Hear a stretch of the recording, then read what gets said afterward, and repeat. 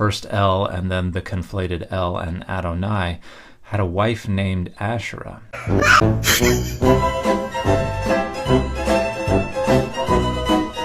That has triggered some people recently, and there's at least 27 verse about it, that before any archaeological finds were ever presented, the Hebrew Bible, the Hebrew scriptures, the writings that are in the text shows that they used to have a worship of Ashera, and the Lord didn't like it.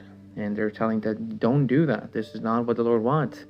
And that if you return to the Lord in here with all your heart, remove foreign gods and the Asherot among you, and direct your hearts to the Lord.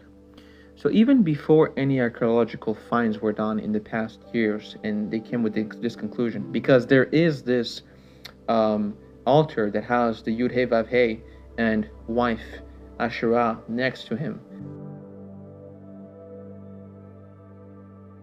which this just proves that the Bible is true, that the Bible has been telling this from a long time. There's 27 verses of this. So when agnostics or atheists are like, oh, Christians are triggered, and then Christians are trying to fight this, it's like, this is proving that the evidence, the archaeological evidence, proves that what is into the scriptures of the Hebrew Bible is true, because it was there first, we have it there, and then we found the archaeological evidence, which goes to say, for example, this is the time even of David, and it very well says on verse 12 that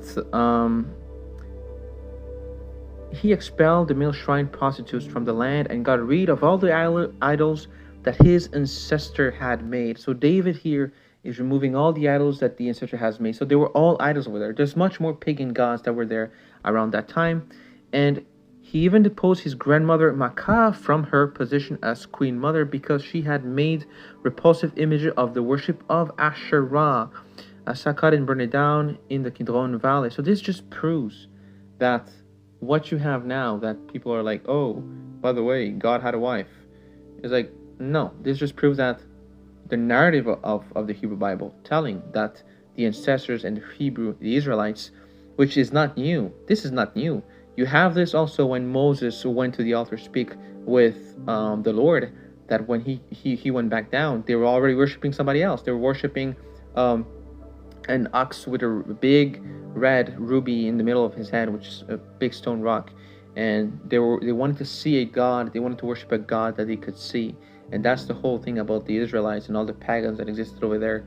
And the whole ideology is that the Lord won't have any other pagans around him, that he is one Elohim, one God. And that this proves that the narrative of the Hebrew Bible is true.